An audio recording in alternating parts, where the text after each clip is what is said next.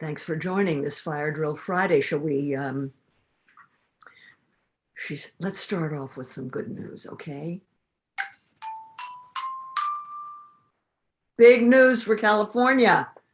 On Wednesday, Governor Newsom, Gavin Newsom, he signed an executive order to transition to all electric vehicles by 2035. This is very important because California is the 5th biggest economy in the world. And as goes California, so goes the nation. And to some extent, even the world.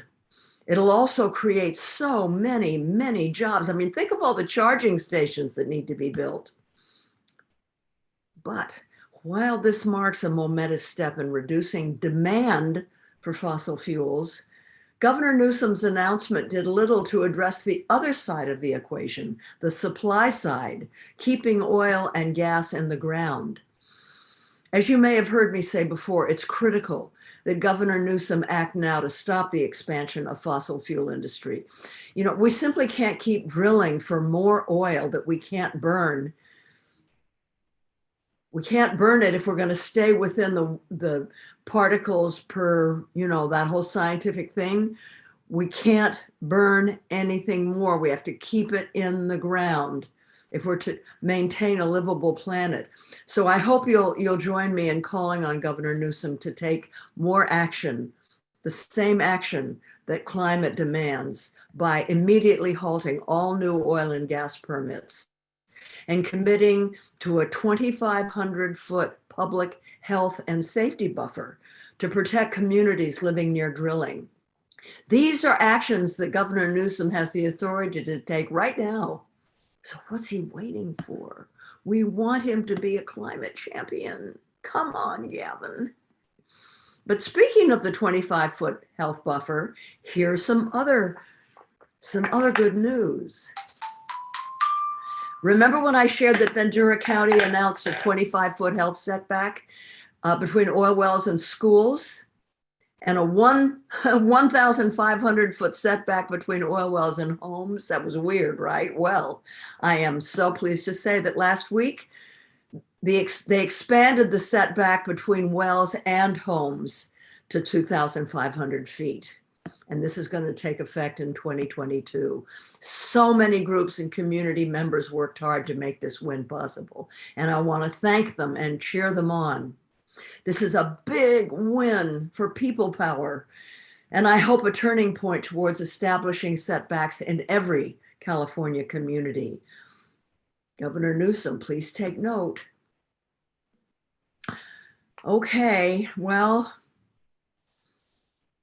I'm sure that like me, you are mourning the very special hero who we lost this week, Ruth Bader Ginsburg, the wisp of a woman who quietly and strategically did the work of giants to enlarge and deepen women's economic, social, physical, and political power, among all her other accomplishments that served the needs of everyone.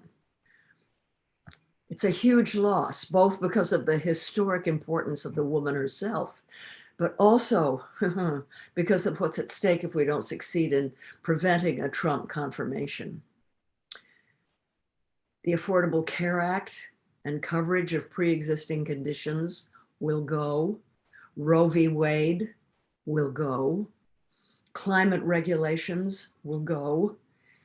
And without a truly decisive win by Joe Biden, I mean a historic landslide, the election outcome may be once again decided by the Supreme Court, which would mean, if we can't prevent this travesty, a 6-3 margin in favor of Trump.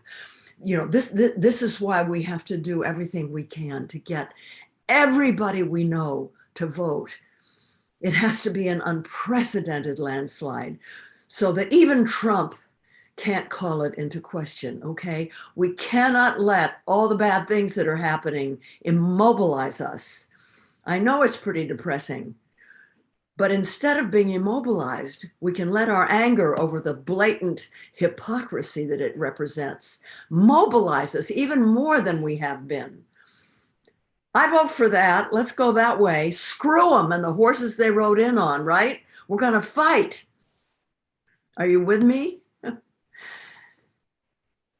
Now, I'm about to throw some pretty grim climate news your way, but I don't want you to despair and leave, please, because I promise you, we're going to be talking about how to transform feelings of despair into motivation to act. But it's important that we remember the scale of the climate crisis we're up against.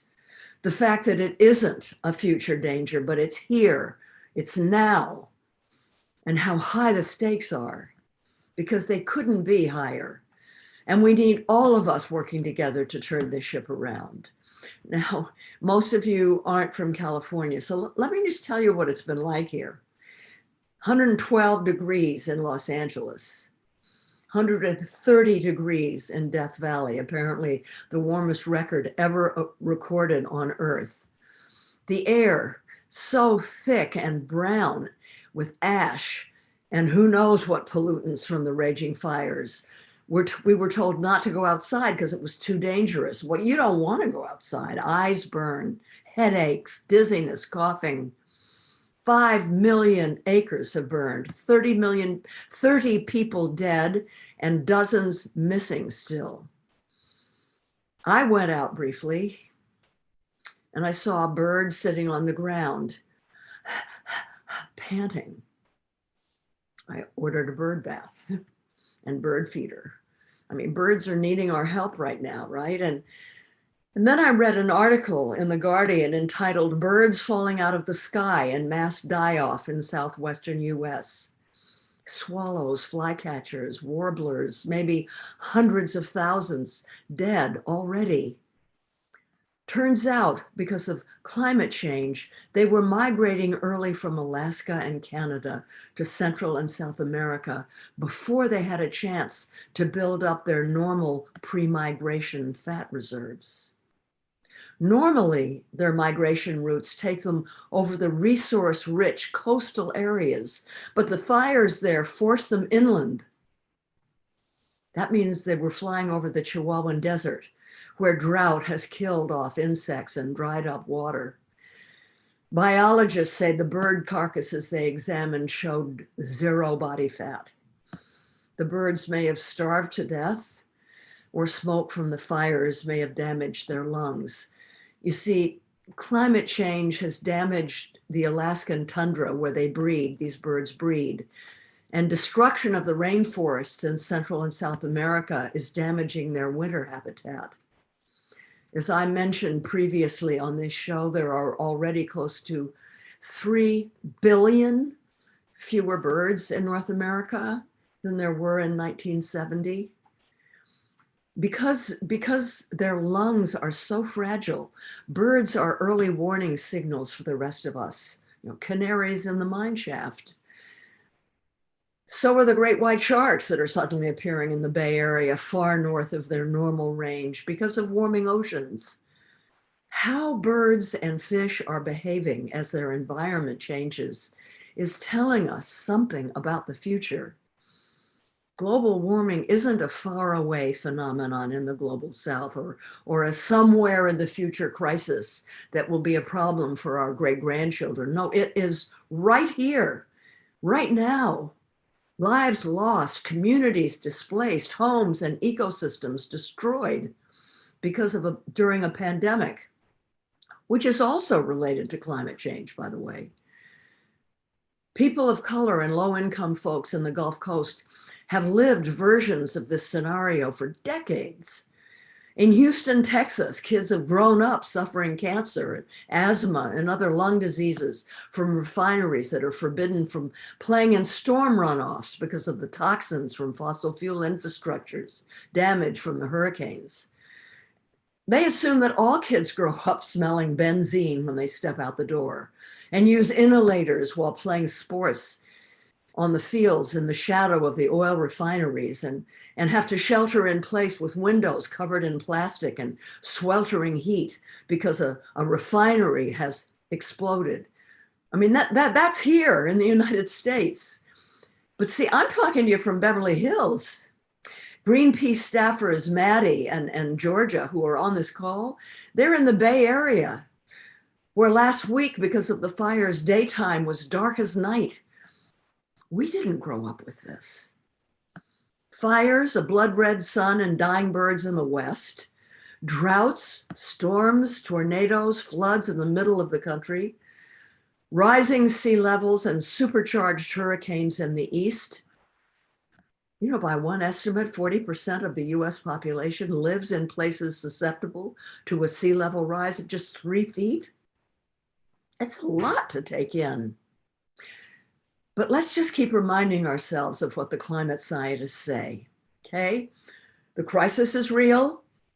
The experts agree. It's caused by us. It's bad. And there's hope. Hope. Michael Mann, distinguished professor of atmospheric science at Penn State, talking about the green energy sector, says, quote, researchers have shown how existing renewable energy technologies could be scaled up to meet 80% of global energy demand by 2030, 100% by 2050. See? So while we have to face what's real, we still mustn't give in to despair. A big no to doomism and inevitability, and a big yes to fighting for the solutions. We have what it takes. We've got the technology, we've got the capital. All we're missing is the political will. And the way to get that is, let me hear it, people power. That's right, people power. That's why we're doing these Fire Drill Fridays. We're learning all we can about the climate crisis. Know thine enemy. We're developing the tools and teams to get people to vote, influence electeds, and be ready to apply the necessary pressure on them post-election. We're building the will, the numbers, and the power to make it happen. Now, you're going to meet right now 2 people who live and work right at the most extreme edge of the climate crisis. They've seen the worst of it to date. They know it will get worse, and yet they continue to devote themselves to helping people and communities hardest hit by all the intersecting crises. Colette Pichon Battle is the founder and executive director of the Gulf Coast Center for Law and Policy, whose mission is to promote structural shifts to advance climate justice and ecological equity in communities of color on the front lines of climate change. Colette develops and directs programming focused on equitable disaster recovery, global migration, community economic development, climate justice, and energy democracy. And she's a 2019 Obama Fellow and a White House Champion of Change for Climate Equity. And Juan Parras is founder and executive director of T.E.J.A.S, Texas Environmental Justice Advocacy Services. He has over 40 years of organizing and work around environmental justice and labor rights, and has received numerous awards for his work as an environmental justice champion. He's been the international union representative for AFSCME and is currently an environmental justice ambassador for the Gulf of Mexico Alliance. Welcome, Colette and Juan. I'm so grateful to you for taking time. Thanks for being here. Merci, Jane. Thank you for having me. Yeah, thank you for having us. Glad you're here. Now, as you know, just over 1 month ago was the 15th anniversary of Hurricane Katrina. Colette, how have things changed and how have things not changed? Well, Jane, thank you so much, both for your courage and your leadership and for having us on the call today. We were in the process of commemorating 15 years of recovery since Hurricane Katrina, when another storm actually was rearing its head in the Gulf, and we had to make a few changes. It reminded all of us that we're still not ready. We're still not ready for the big storm that's coming, and we need to do a lot more work around it. If you look around the Gulf South since 2005, you'll see, if folks remember the destruction, you'll see a lot of new buildings. You'll see, a rebuilt environment. But what you won't see are some of the people who were here pre-Katrina. We still have a significant portion of our population in South Louisiana and South Mississippi who are still not back. And they can't come back because pricing or gentrification or whatever, a long-term reason now is keeping them away. You'll also see, new leadership who, they're looking for the economic advantage of disaster, but not yet taking the leadership that we need to make our communities more resilient and ready for just a more extreme existence on this planet, especially on the coast. So we're seeing the strength of folks, we're seeing the changes, and we're also seeing just real cultural shifts. A lot of the culture that made the Gulf South, South Louisiana in particular, unique, we're losing that. The folks, the people, the communities are being disseminated, and the culture is being lost. So what we have now is, I think, a lot of good energy, but we've got to get that energy to a deeper analysis around race and equity so that we can, look at the future from a better perspective than how we've rebuilt since Katrina. It's not good enough. We're not ready. We're back, but we've got a long way to go. Thanks, Colette. What are the biggest lessons learned after Katrina, Juan? Well, after Katrina, I also want to remind you that nearly 250,000 people were relocated to Houston, and they were moved into what used to be the Astrodome. So of those 250,000 people that moved down here because of Katrina, because they had to leave, right? They had to leave New Orleans. It's estimated that almost 50,000 remained and stayed here in Houston because they literally had nothing to go back to. So that was devastating, and we're happy that so many people, stayed here in Houston. Unfortunately, since then, we just recently got hit by hurricanes, again, Hurricane Harvey. And that was very devastating as well. We were hard hit. Communities of color were especially harder hit than others. So we continue to face all this climate change situations that are occurring. And I think we need to take it seriously, because down in the South and the Gulf states, we are taking it very seriously. We know it's going to continue.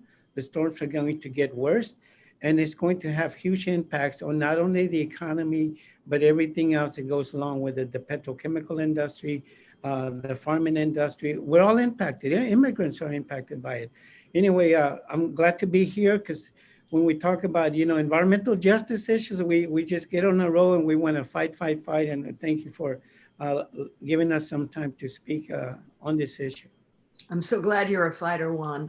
Let me ask you something else. In the midst of climate chaos, global pandemic, police violence, a pending election with so much at risk, tell us how you're organizing right now around this complicated intersectional moment. And I'll start with you, Juan.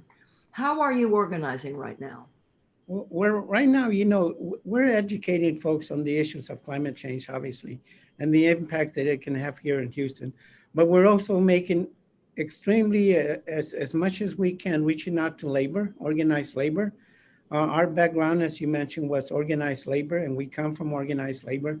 So we know that there's strength in numbers. And what we're trying to do is not only organize our communities to be strong in their common voice, but also we've recently been able to, last year, the Texas AFL-CIO passed a resolution addressing climate change. And we think that is significant because in our state, we have what we could call the belly of the beast, where we have a huge petrochemical, extending from Houston all the way to Galveston, 52 miles of, nothing but petrochemical plants and whatnot. And to have labor stand up and actually pass a climate resolution, we know that we have their support. We're looking for labor, to be more involved, especially when it comes to chemical security policy. Chemical security policy talks about, explosions that happen like in up there in West Texas. In West Texas, the fertilizer plant blew up, and it was summers. So the children were, they're located pretty close to that plant, and they could have all been killed. So chemical security policy, is very important because it talks about the storage, the transportation of, and then the use of. And we have all of that here in Houston.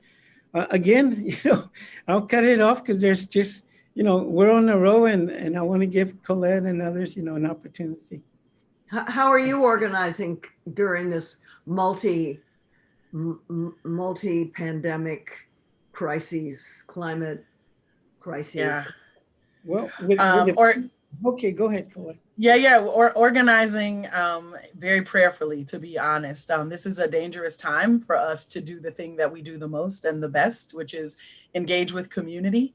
And it's been really difficult. Folks really count on seeing us and connecting with us. And we've had to, like this, go to Zoom calls and virtual calls. But the biggest part of organizing is really just checking on folks, making sure people have what they need. I mean, COVID was really a moment where we really started checking on our seniors and making sure that they didn't go to the grocery store or the post office if they didn't need to. You run those errands and you just make sure that folks know that we're here when you need us. And this is the way disaster works, right? We didn't learn this because someone told us to do it. This is the way things work in crisis and disaster in the Gulf South, and they always have.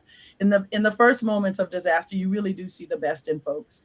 But I'll say we've also continued, we've had to learn a lot about technological platforms and all of that. But there are some things that we just refused to let go of. And one of them is we've been organizing a Sacred Waters pilgrimage down the Mississippi River with Black and Native women. And we've been doing that with a social distance.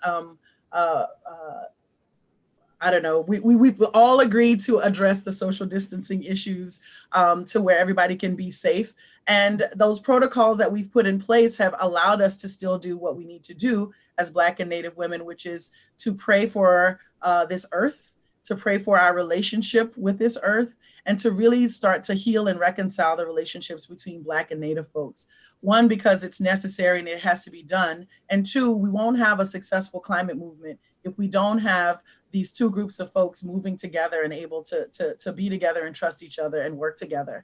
And so that organizing has had to happen regardless, right? A lot of prayer, a lot of caution, but really still moving. So technology, checking on each other, but also, taking a chance, making sure we're not putting anybody at risk, but going to those traditional pieces of information that we know can save us, can help us, can make us stronger, to make sure that we're moving that in the midst of all of this fear and chaos, which in my opinion has been created to get everybody right where everyone is right now. Yeah, can you give me an example of one of the things that you say that can get you through? What? Yeah, so what I know from Hurricane Katrina is that these crises they're real trauma. Folks are experiencing actual physiological shifts in their brain chemistry. This is very difficult to go through. And that was just when 3 states was going through crisis. Now we have 50 states and all its territories plus the rest of the world going through a trauma. And so there's something that happens to your psyche, right? There are these things that happen. You will either start to deny things or you'll start to get overwhelmed by them. But we come from culture and belief systems that help us manage and deal with the threats we have to deal with every day. And as a Black person in the South, something as simple as singing or gathering or chanting or drumming, these things seem like recreation because that's what we've been told, right? That's what we've relegated all this stuff to, art or recreation. But culture can't be relegated to that. And culture doesn't exist to entertain. It exists because it has a function. And sometimes you have to get people's blood pressure down. You've got to get their heart rate down. You've got to get people calm. And some of these traditional things will do that.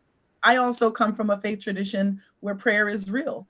And so praying for our relationship with Mother Earth and praying for our relationship with one another as humans is something that as a Southerner, I don't really have to explain. And when I talk to my Northern friends, I have to say it a different way. But the truth is that the mindfulness practice that I hear from the West Coast, right? Mindfulness practice, prayer, it's the same thing, right? It's getting in touch with a higher power and making sure that you're accountable to that higher power and not just your own selfish desires. These are things we have to bring our entire society back to.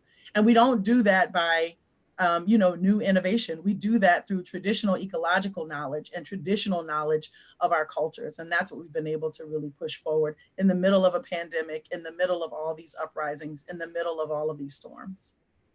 Thank you for that, Colette. I will not forget these words. That is so important and so beautiful. I think you're talking about PTSD, and you're describing very beautiful ways of healing from PTSD. I've heard about the mental anguish that people are going through in all over the United States, in the valleys of West Virginia after the floods, for example. And I really appreciate your answer.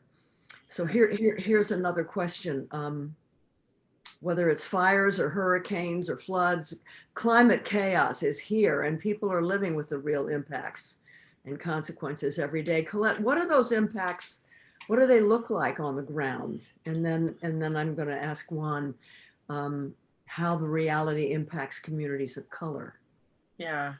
The impacts of climate change are real and they're happening right now. This is a song we've been singing since 2005 when many of us were baptized in the waters of Katrina and awakened to a real climate crisis.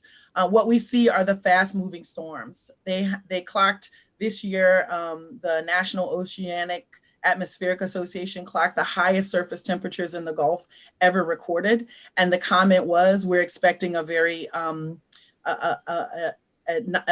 terrible hurricane season, right? A lot of storms, a lot of activity because the surface temperatures are so high. And we are already on the second round of storms. We're on storm number 25 now, I believe. And we haven't seen these kind of numbers since 2005, one of the most active hurricane seasons on record.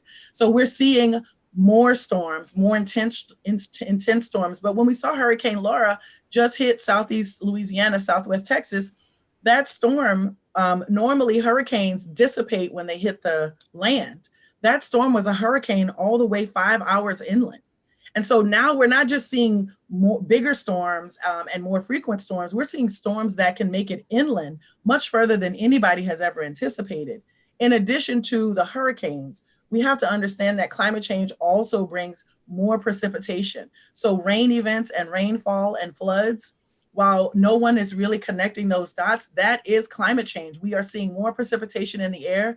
The rain is coming. It's stopping farmers from planting. It's stopping farmers from harvesting, and everything. A lot of it goes into one of the rivers that comes to my hometown, which is the Mississippi River.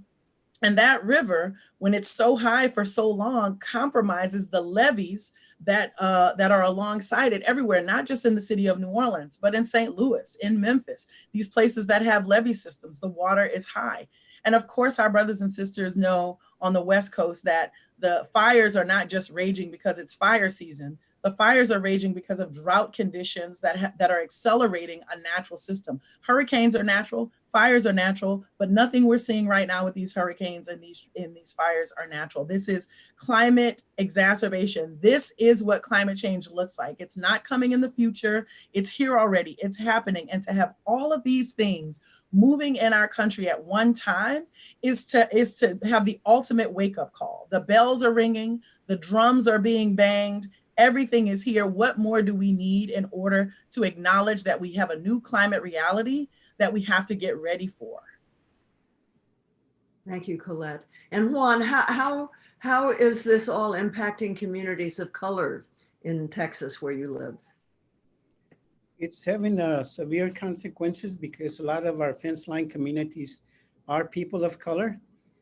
And one thing that I want to talk about the issue of how the COVID crisis, it's a huge issue that is impacting worldwide communities, right? The whole world.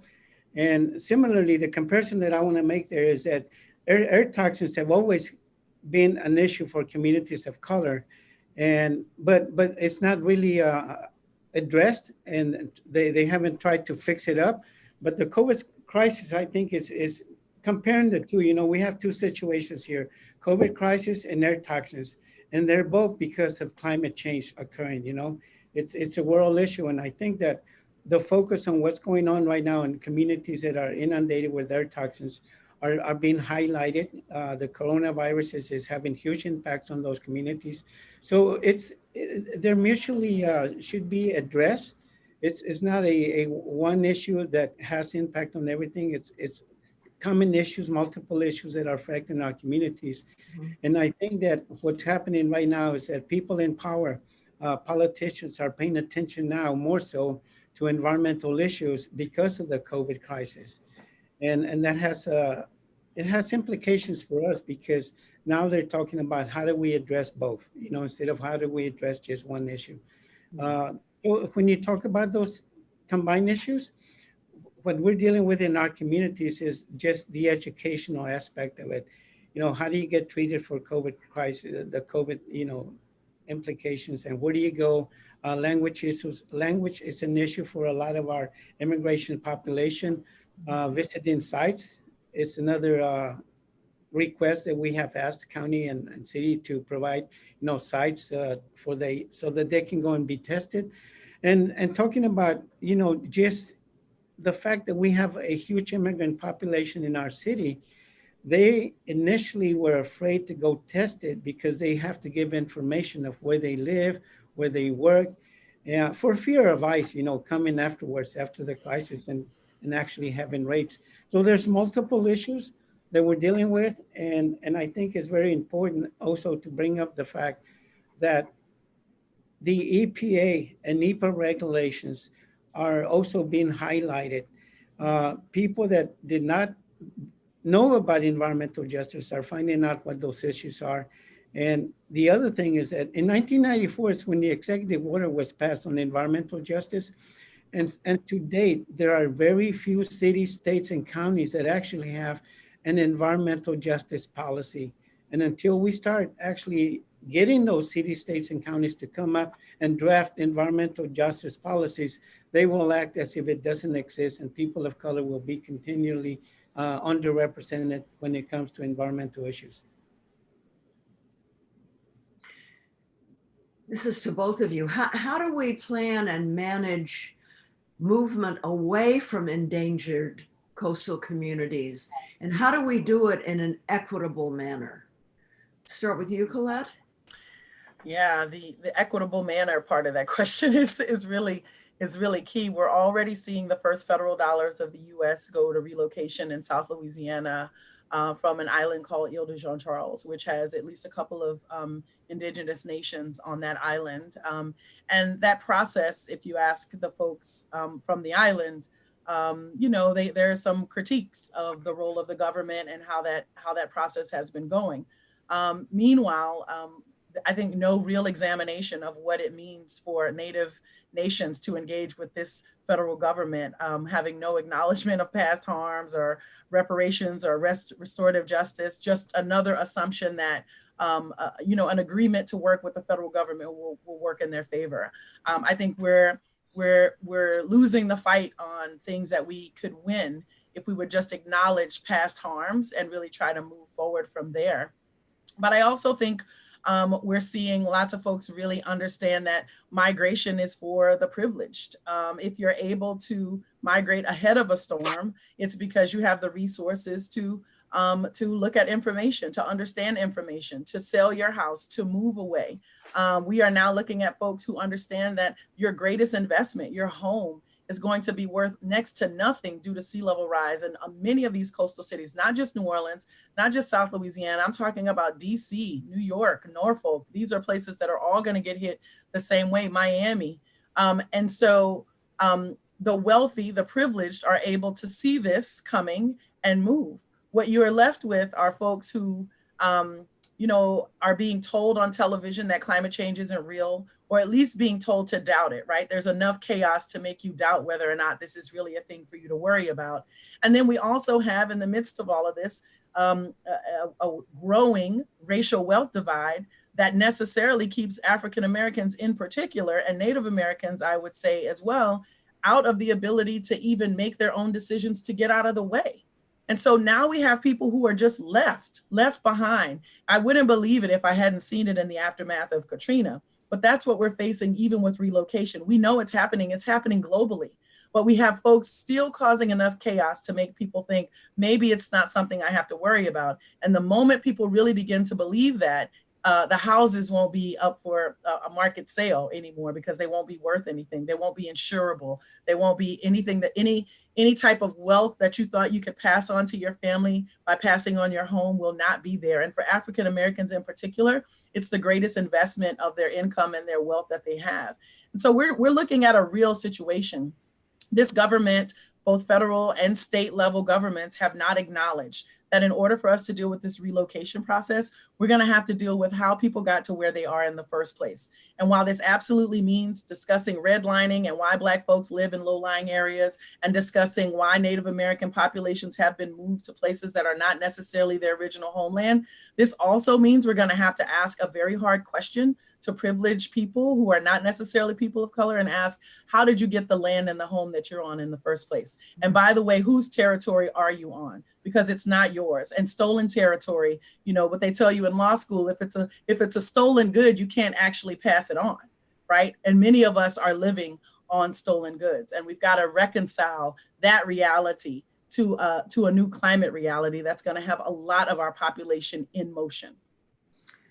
Boy, one important reason to make sure that we elect a president who has empathy, and because the government, the federal government, is going to have to develop a comprehensive plan working together with local communities all around this country to figure out a migration plan, right? Yep.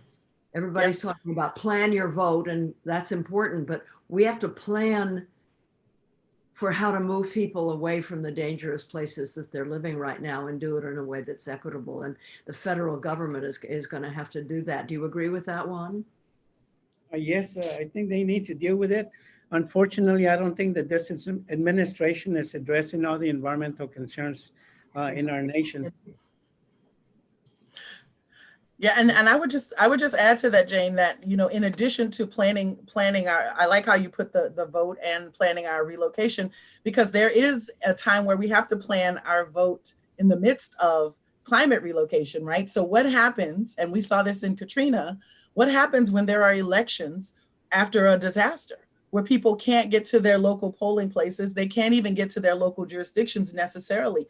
We need to have a comprehensive plan at the federal level that addresses not just the challenges to our rebuilding our homes and communities, but the challenges of our democracy that come with climate disaster, right? And the ability to vote after a climate disaster, to cast your vote, to be heard, is something we've not addressed at all. Redistricting that needs to happen in places where people are moving. No one's talking about it. These tax bases that fund schools while people are relocating, no one's talking about it. We've really got to get a handle on this. I think a federal plan is exactly what we're going to need. Yeah, and talking about a federal plan, there is a House bill that Congressman Grijalva and Representative McKishin are pushing for, and that's the Environmental Justice Act for All. And we would encourage those that are listening to us to, you know, support that bill. Contact Congressman Grijalva or Representative McKishin, and let's get some environmental justice policy on the ground so that we can have, you know, the law backing us up. Thank you, Juan. Half of Americans now rank climate as a top political priority, which is up from roughly a third in 2016. And 3 out of 4 now describe climate change as either a crisis or a major problem. Juan, have you felt the shift in your organizing work? Well, recently, yes, we've been doing distance organizing, kind of like we're talking right now. Unfortunately, for a lot of our community members, they don't have the technology. In fact, that's one thing that we were able to actually get the county to try to do, and they're doing it, where they're trying to put computers in accessible to low-income communities, even in the schools. Schools are not open yet, but the technology exists there. Even the mobile phones are very resourceful, but they're costly. So all these things that the technology has to offer, the bulk of Americans are not easily accessible to low-income communities. But the technology that are asking for is coming into our communities, and they're trying to at least get people informed and knowledgeable on how to work the computers. I myself am not a very computer literate. You know, I rely on the youth to tell me, hey, how do I do this, or how do you do that? But it's there. The technology is there, and we just have to make it available to all those individuals and families that cannot afford it. Mm-hmm. How might the outcome of the election affect the people's experience on the ground, Colette? Oh man, this election is so important. And it's important because it matters who the leader of our country is. It matters who we're following. But this one matters because the state of the planet is at stake here. We have to elect leadership that will, at the very least, acknowledge the climate crisis. And this is a crisis we're in.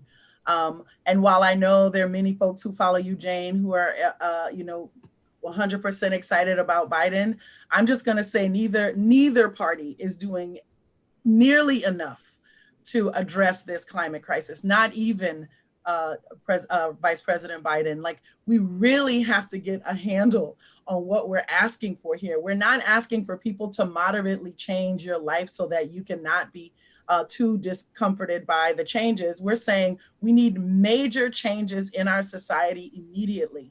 And the leadership that we elect has to know that that is where we are. 10 years to shift a society is not a lot of time. I'm talking to you now about 15 years since Hurricane Katrina, and I'm going to tell you it was like yesterday. There were so many things still moving that we still haven't gotten right, and we've got to fix that in a short amount of time. This is an important election, not just for people's own psyche and desire to be out of the pain and torment that they're in right now, but because the entire globe is waiting for the citizens of the United States to stand up, not just for themselves, but for this planet. We will feel the immediate hit if we do not elect someone who is going to address this climate crisis in a real way.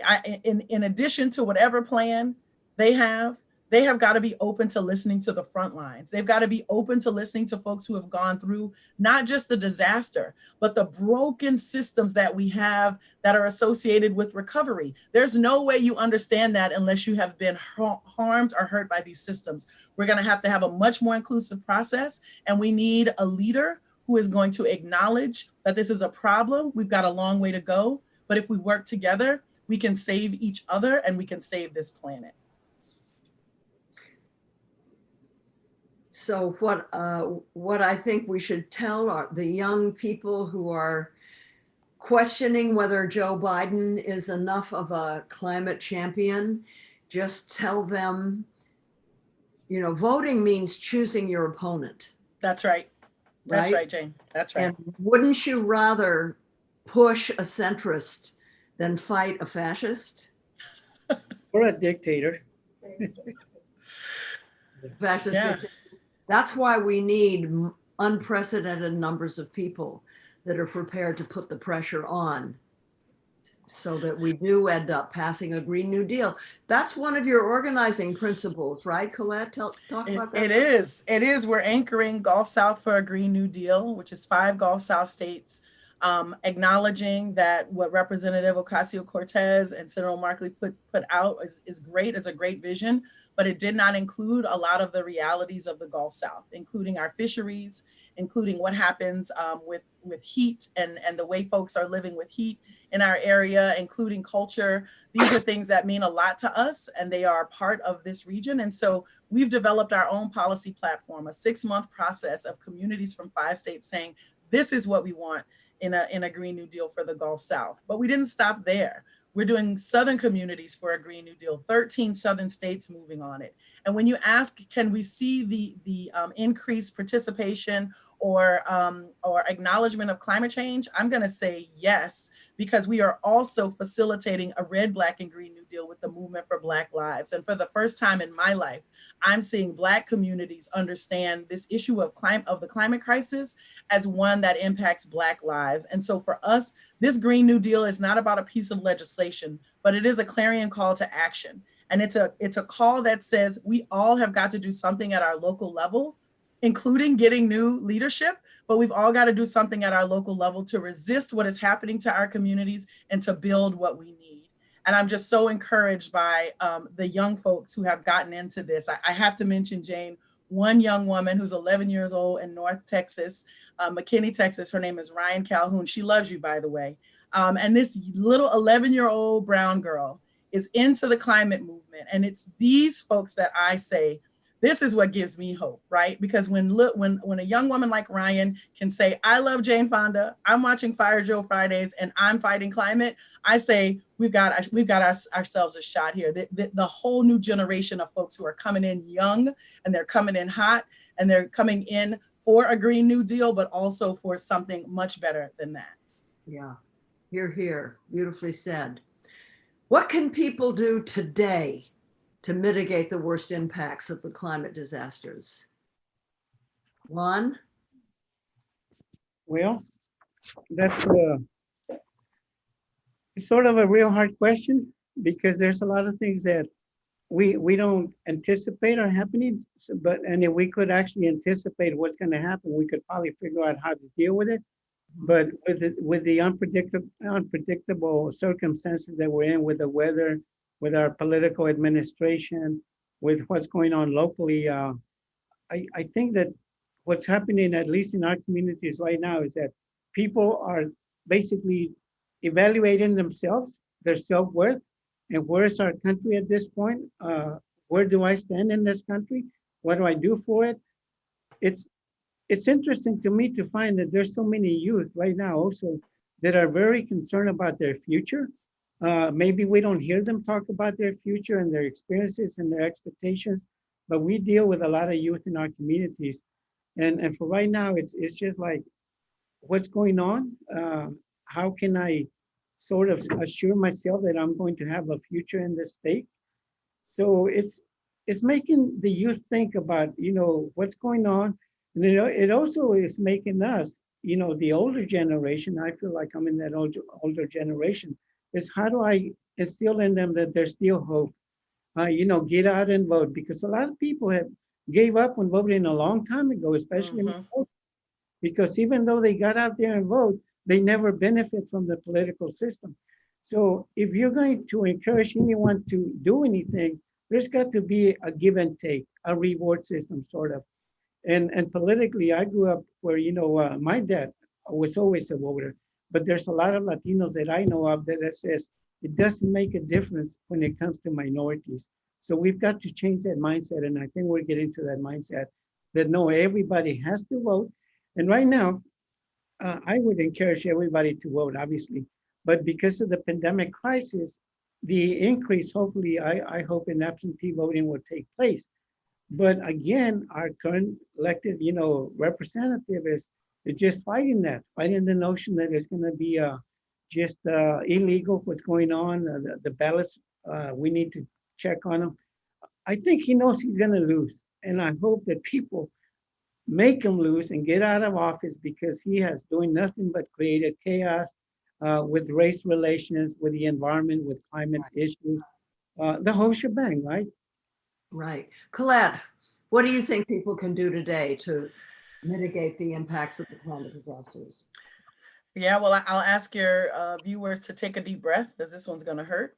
The truth is, we Americans in particular, we have to change the way we consume. A lot of what is happening to this planet is because so many of us want to be comfortable, right? We want fully stocked shelves at very large stores, 15 miles apart everywhere we go, and we want it at all times.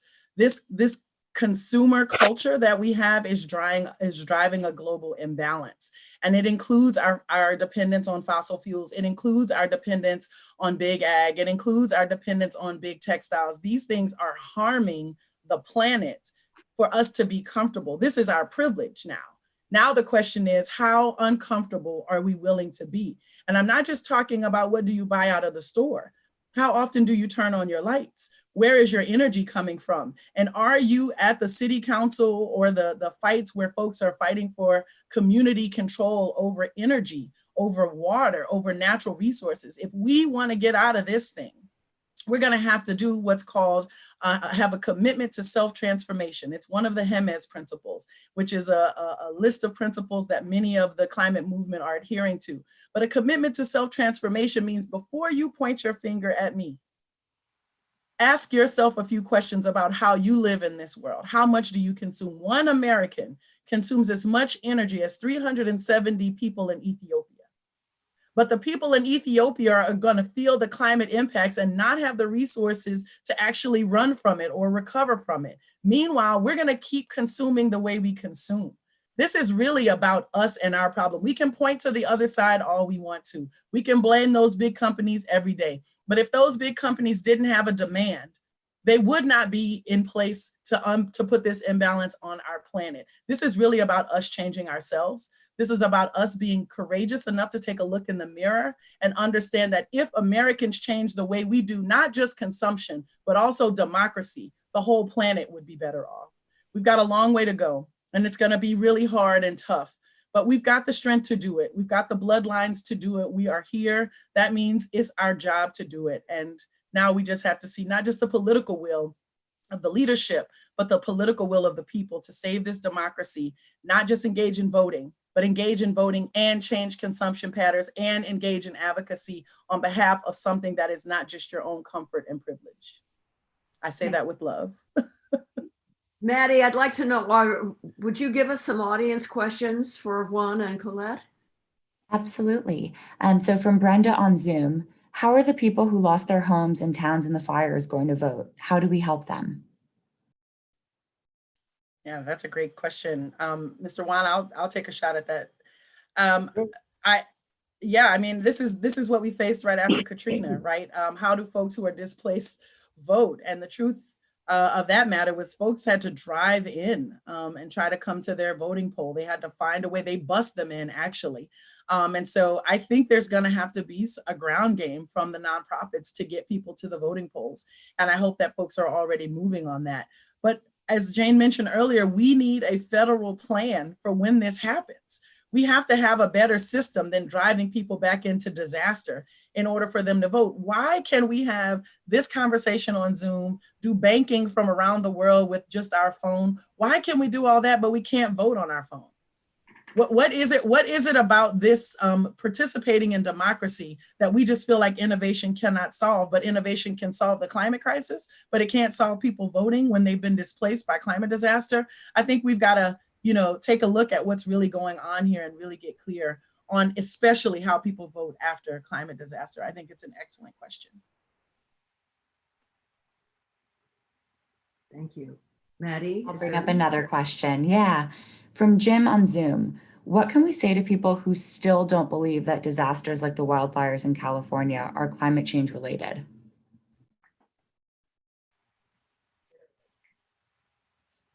Yeah, I'll take a shot at that.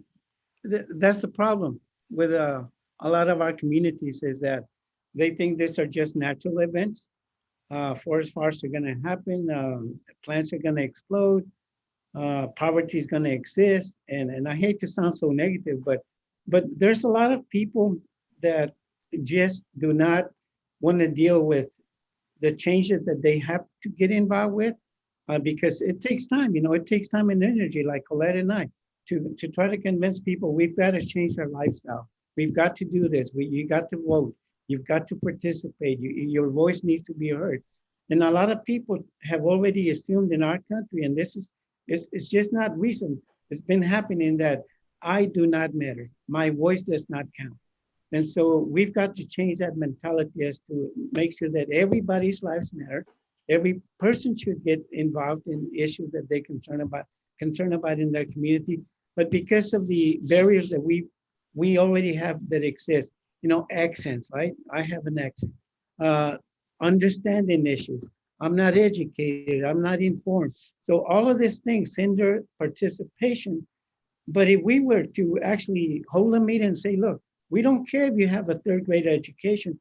Your life experiences can teach us lessons, right? That we don't know about. But again, it's just a matter of individuals have to take their own responsibilities and to start to address issues that they care about and make it known. If we can get people to do that, I think we will be making progress because that's what I think lacks confidence, persistence, and that your individual mind and thoughts have importance. From Anna on Zoom, Colette mentioned the Red, Black, and Green New Deal she is working on with the Movement for Black Lives. Sounds amazing. I understand one of the omissions from the AOC-sponsored Green New Deal was taking on fossil fuels directly. We just aren't going to meet climate goals without reducing fossil fuels. Does this Red, Black, and Green New Deal call for a decline with a just transition off of fossil fuels? Damn straight. No need to hold any punches now. This is the moment. Pardon me, Jane. I don't mean to be offensive. I'm just telling you, like, that's really what I felt about that question. I mean, listen, I am speaking to you from South Louisiana. I am a daughter of oil and gas. This is not going to be easy. But if we don't take on fossil fuels, if we don't take on big ag, if we don't take on big textiles, then we are not going to get anywhere. We're not going to make the reductions that we need to see. And I think the Movement for Black Lives has been putting out the most radical viewpoints that we've seen in a really long time. And I'm really sad to say that human rights and justice is a radical point of view, but right now it is. And a radical point of view around climate is we have got to address the root cause of this problem. And while the root cause of this problem is indeed white supremacy, greed, and consumer culture, it is absolutely tied to these fossil fuel companies that are emitting this stuff in the air. And they are refining stuff next to Black and brown communities at 80 times the rate as anybody else. We will absolutely take this on, and we absolutely have to stop this, not because we need to sit here and demonize everybody, but because we have to call a spade a spade. We've got to stop this drilling, period. If not for the 11 people who died on the Deepwater Horizon and the millions of people who are dying from the refining of this stuff, for the sake of the planet, we've got to stop this fossil fuel industry, and we will take it on, because this is the moment. We have less than a decade left, and there's no reason for us to go nice circles around this. We're going straight to the head of the snake here, and it's time to chop it off. Go, Colette. That will be our last question. What a wonderful answer. Thank you, Colette, for that. And thank you, both of you, Colette and Juan, for joining me. You know, we see these climate disasters on TV and we read about them, but it's important to hear directly from those actually living on the front lines and who are fighting to make it better. So I'm so grateful that you took the time to join us. Thank you. Thank you so much, Jane. Yes, thank you. I'm just going to, goodbye, Juan. Goodbye, Colette. Thank you so much. We'll talk again soon. And to the audience, please be sure to visit firedrillfridays.com/how-to-help to follow through with the calls to action that Colette and Juan started today. And before we wrap up, I want to give a quick volunteer update. In the 2016 election, 10 million people who said they cared about the climate didn't vote. If we can assure that everyone who cares about the climate shows up to the polls in November, we can change the outcome of our future. So Greenpeace and Fire Drill Fridays wants to facilitate the voting process and ensure that climate voters show up strong this coming election. And that's why we're building a national volunteer program that will help us win on November 3rd and build power that we'll use to elect climate champions to pass a Green New Deal and a green, red, and black New Deal, and every version of the New Deal that will make this world what it needs to be. Our electoral volunteer teams include a call team, a text team, Greenpeace Unidos for our Latinx outreach, and an advanced call team. Our volunteers are ready to prepare climate voters with the tools needed to get out the vote, from voter registration all the way to voting booth or mailbox, whichever you use. Join us in securing a mass climate vote turnout this election and volunteer with us. Please, we need you. Visit www.firedrillfridays.com/volunteer to get started. It's not just that we want Joe Biden to win, we need to ensure that he wins by an unmistakable landslide, so the election won't be decided by the Supreme Court. Before I say goodbye, I just want to remind you also that things are going terribly for the president, okay? Lawsuits are coming his way. Over 500 top generals, many star generals and military people and former chiefs of staff and important people that had been in the White House. They're all now saying publicly, giving their names, this guy is incompetent, vote for Joe Biden.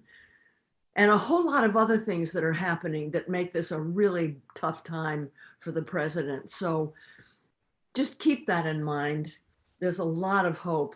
There's a lot of reasons for us to believe that things are going to change come November. Thanks to you all for joining us today. Stay safe and healthy out there and take good care of each other. See you next time.